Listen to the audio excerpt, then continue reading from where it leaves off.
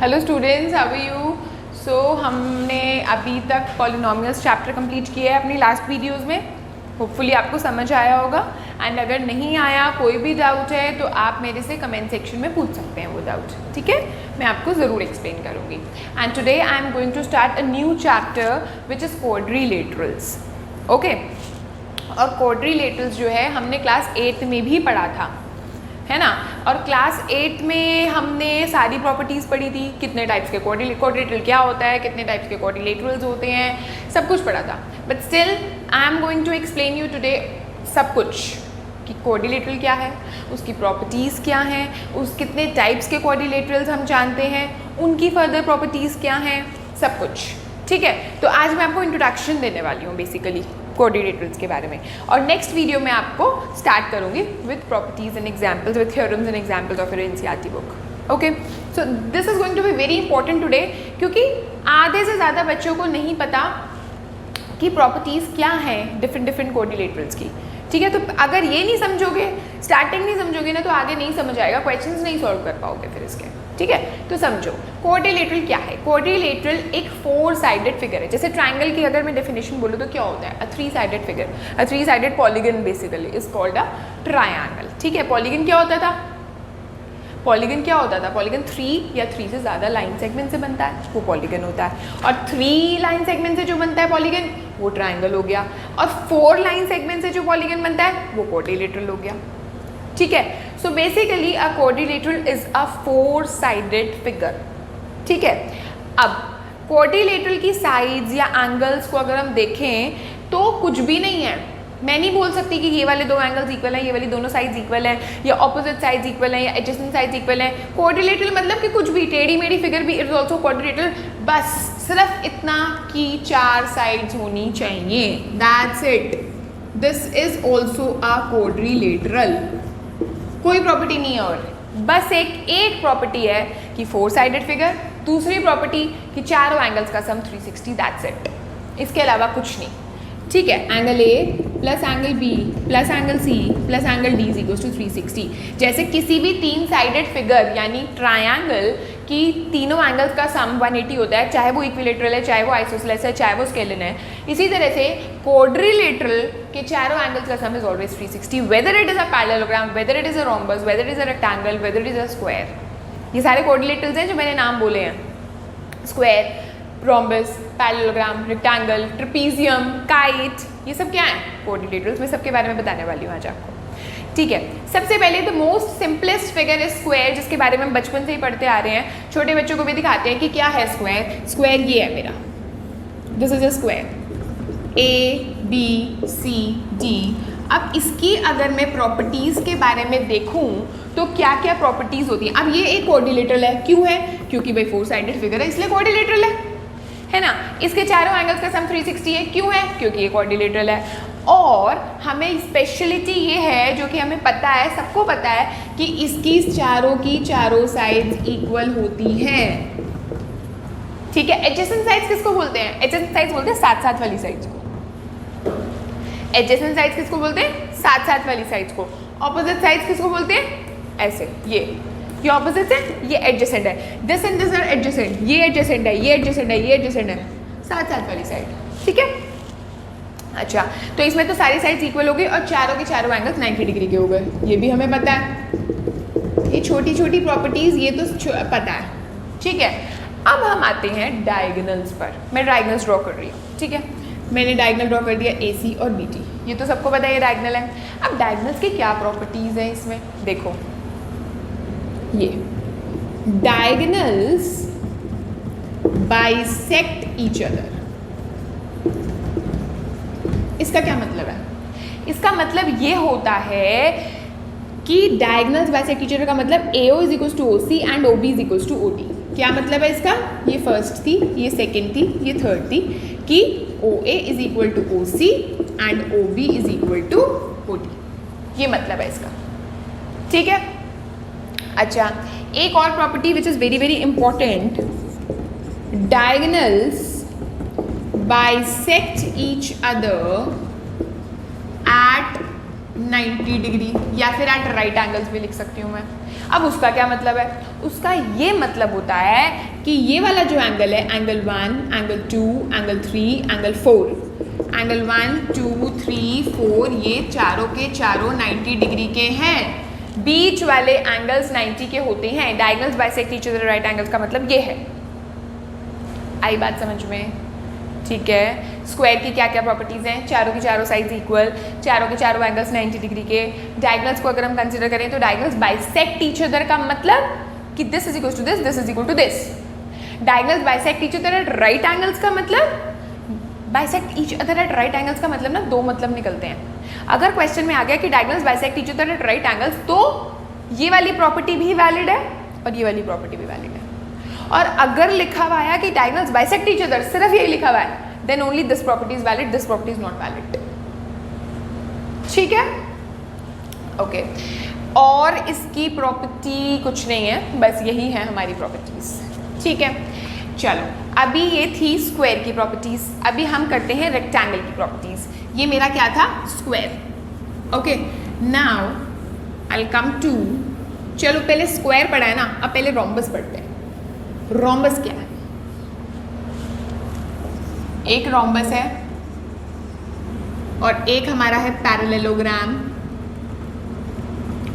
और एक हमारा है, साथ के साथ करते हैं। ये मेरा पैरेललोग्राम हो गया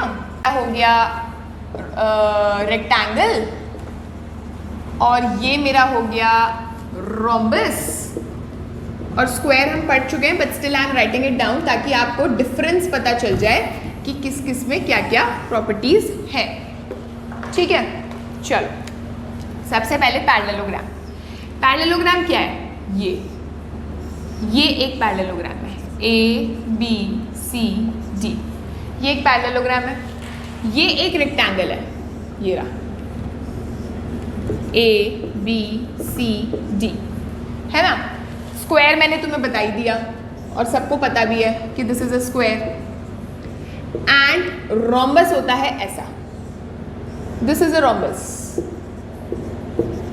समझ आया? ठीक है, चलो पैरेललोग्राम पे अगर मैं आऊं तो पैरेललोग्राम जो है इसमें फर्स्ट प्रॉपर्टी है ऑपोजिट साइड्स आर इक्वल। क्या? ऑपोजिट साइड्स, यानी AB is equal to CD and AD is equal to BC। ये हो गई फर्स्ट प्रॉपर्टी। ठीक है, यहाँ पर भी ऑपोजिट साइड्स इक्वल होती हैं, AB is equal to CD and AD is equal to BC। ठीक है, अच्छा यहाँ पर क्या होता है? यहाँ पर सारी साइड्स इक्वल है, एडजेसेंट भी इक्वल है, ऑपोजिट भी इक्वल, सारी साइड्स इक्वल, तो ऑल साइड्स इक्वल। और स्क्वायर में भी ऑल साइड्स इक्वल, ये आ गया। ठीक है, उसके बाद यहाँ पर ऑपोजिट एंगल्स इक्वल होते हैं, यानी angle A is equal to angle C, angle B is equal to angle D। यहाँ पर सारे एंगल्स 90 के हैं तो सारे ही एंगल्स इक्वल हैं, angle A, angle B, angle C, angle D, चारों के चारों 90 डिग्री के। ठीक है, सेकंड, यहाँ पर रोम्बस जो होता है वो पैरेललोग्राम जैसा है, सिर्फ क्या फ़र्क है? इसमें ऑपोजिट साइड्स इक्वल हैं, इसमें सारी साइड्स इक्वल हैं, इसमें भी ऑपोजिट एंगल्स इक्वल हैं, इसमें भी ऑपोजिट एंगल्स इक्वल हैं। ये होते हैं ना ऑपोजिट। और इसमें भी चारों के चारों एंगल्स मेरे 90 के हैं, तो चारों के चारों मेरे इक्वल हो गए। ये हो गया। ठीक है, अब आते हैं आगे। अगर मैं यहाँ पर डायगोनल बना दूँ, ये बना दिया डायगोनल, ये बना दिया मैंने O। ठीक है, डायगोनल्स बाइसेक्ट ईच अदर, सिर्फ इतना, मैंने 90 डिग्री नहीं बोला, मैंने क्या बोला? Diagonals of the parallelogram bisect each other का क्या मतलब है कि AO is equal to OC and OB is equal to OD। Got it? यहाँ पर भी ये होगा कि डायगोनल्स बाइसेक्ट ईच अदर, यहाँ पर लिख लो डायगोनल्स बाइसेक्ट ईच अदर, लिख लिया। उसके बाद यहाँ पर भी OA is equals to OC, OB is equal to OD होता है। ठीक है, यहाँ पर भी होता है ये O A is equal to O C, O B is equal to O D, और यहाँ पर भी होता है। तो that means diagonals bisect each other, तो सब में ही हो गया, ये भी ओ ये भी ओ। लेकिन जो मैंने प्रॉपर्टी बताई थी कि diagonals bisect each other at right angle, वो किस में होता है? वो सिर्फ उसमें हो सकता है जिसमें सारी साइड्स इक्वल है। और सारी साइड्स किस में इक्वल है? सिर्फ रोम्बस और स्क्वायर में। इसमें तो सिर्फ ऑपोजिट साइड्स इक्वल है ना। तो diagonals bisect each other at right angle is possible only in rhombus and square. तो यहाँ पर क्या आएगा? Diagonals do not bisect each other at right 90 degree, do not bisect at 90 degree, okay। यहाँ पर भी diagonals do not bisect at 90 degree, okay। यहाँ पर ये कौन सा पॉइंट है हमारा? 4th पॉइंट है। यहाँ पर क्या आएगा?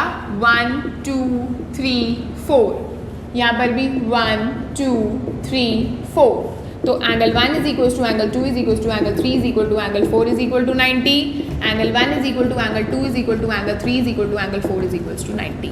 क्या मतलब है इसका? कि diagonals bisect each other at 90 degree, okay. एक और बहुत इंपॉर्टेंट चीज़ कि डायगोनल्स इक्वल किस में होते हैं? मतलब if I compare A C and B D, वो किस में होता है? वो होता है रेक्टेंगल में एंड स्क्वायर में, ठीक है। क्या? कि A C is not equal to B D, right. यहाँ पर A C is equal to B D, diagonals equal. यहाँ पर ए सी इज नो, भाई टेढ़े टेढ़े है ना ये तो फिगर, ही टिल्टेड है ये दोनों figures. How come diagonals can be equal? Diagonals equal हो ही नहीं सकते। यहाँ पर भी डायगोनल्स इक्वल होते हैं, ओके, ठीक है। So these were all the properties of parallelogram, rectangle, rhombus and square, and all these are quadrilaterals. Why are these quadrilaterals? Because they are four-sided figures. Sum of all the four angles is 360 degree in every figure. भाई यहाँ तो 90 90 90 90 के हैं ही हैं, यहाँ भी 90 90 90 90 के हैं ही हैं, साफ पता चल रहा है 360 के हो गए। और रोम्बस और पैरेललोग्राम की अगर मैं बात करूँ, इसमें ऑपोजिट साइड्स इक्वल है, opposite angles equal है। For example, if this is 60, then this will also be 60, ठीक है, इस तरह से है। तो दूसरा कैसे होएगा? वो 120 120 का हो जाए, okay. Next type of quadrilateral is a trapezium. Trapezium क्या होता है? ट्रेपीजियम इस टाइप का होता है, ये दिस इज अ ट्रेपीजियम। ये पैरेलल होनी चाहिए, ए बी सी डी। क्या पैरेलल होनी चाहिए? ए बी और सी डी पैरेलल होनी चाहिए। One pair of opposite sides जो होती हैं वो पैरेलल होती हैं, यानी जो ए बी है वो सी डी के पैरेलल है, ये तो पहली प्रॉपर्टी हो गई। और दो नॉन पैरेलल साइड्स हो गई। और क्वाड्रिलेटरल है तो चारों एंगल्स का सम 360 हो गया, दैट्स इट। इसके अलावा इसकी कोई प्रॉपर्टी नहीं है।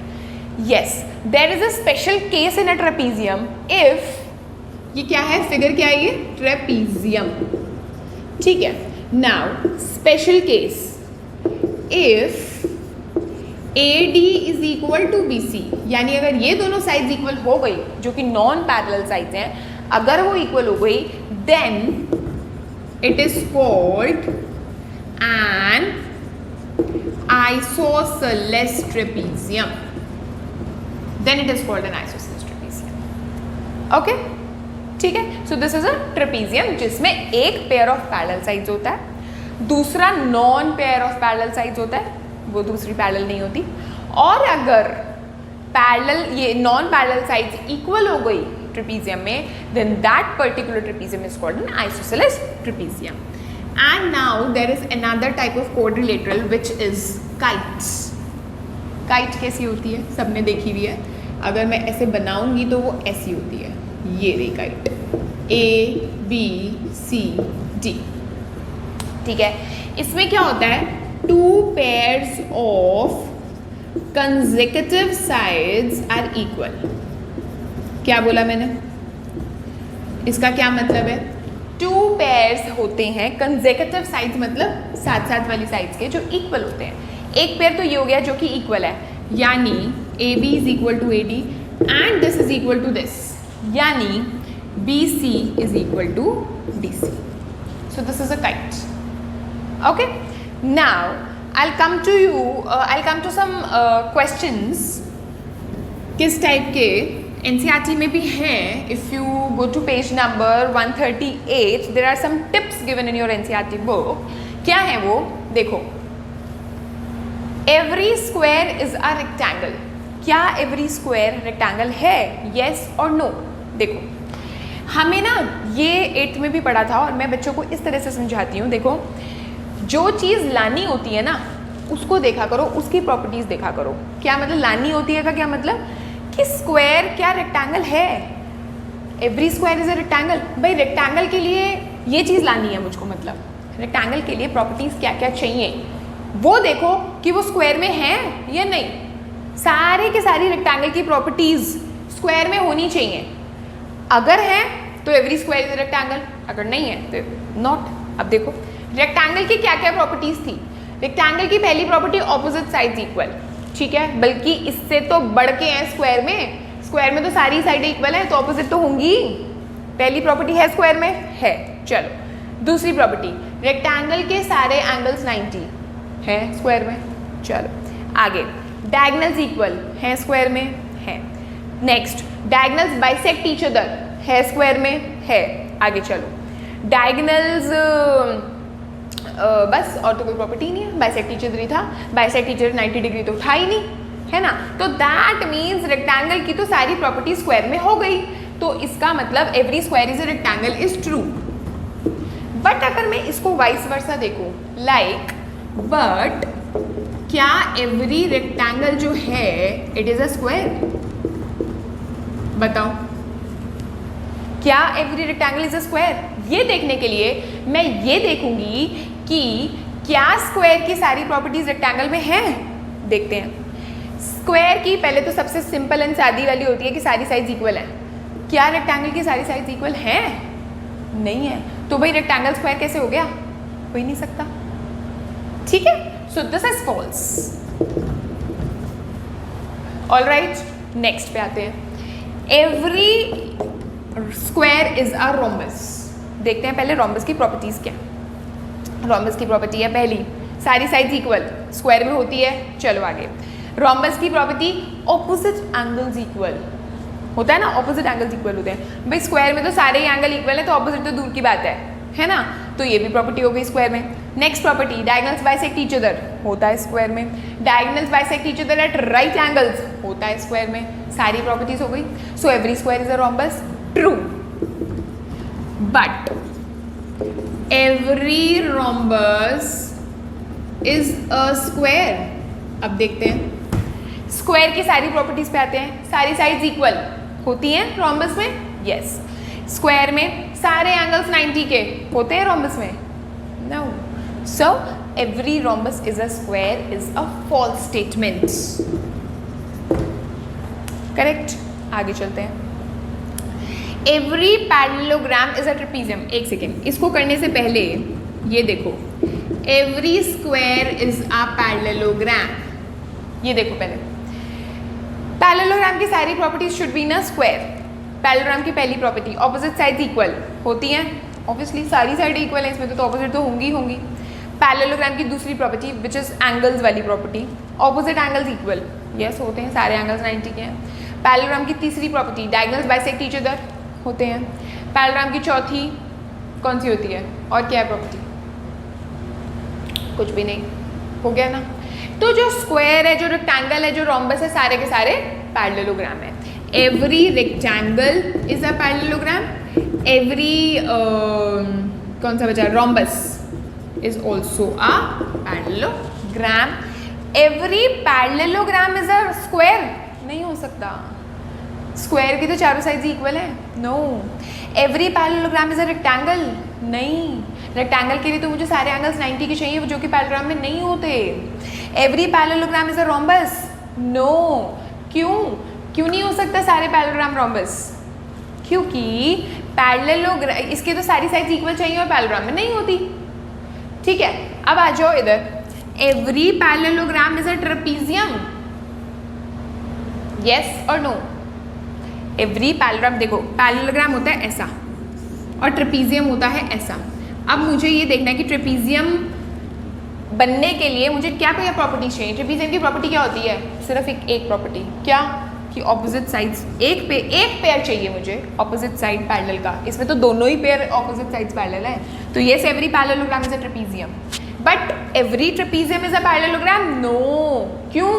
क्योंकि पैरेललोग्राम के लिए 2 pair of opposite sides parallel चाहिए, जो कि ट्रेपीजियम में नहीं है। Okay, so these were the all properties of different types of quadrilaterals. Okay, and revise them thoroughly. And in my next video, I am going to start theorem 8.1. ठीक है, सब parallelogram की प्रॉपर्टीज शुरू हो जाएंगी अब। ओके, क्वाड्रिलेटरल और parallelogram में ही हम घूमते रहेंगे। ठीक है, so theorem 8.1 I will be starting in my next video. Until then, keep revising all these properties. Okay, and please do subscribe my channel अगर अभी तक आपने सब्सक्राइब नहीं किया है, and कमेंट सेक्शन में कमेंट ज़रूर लिखेगा, जिससे मोटिवेशन मिलता है भाई आगे वीडियोस बनाने का। ठीक है, okay, bye bye, see you.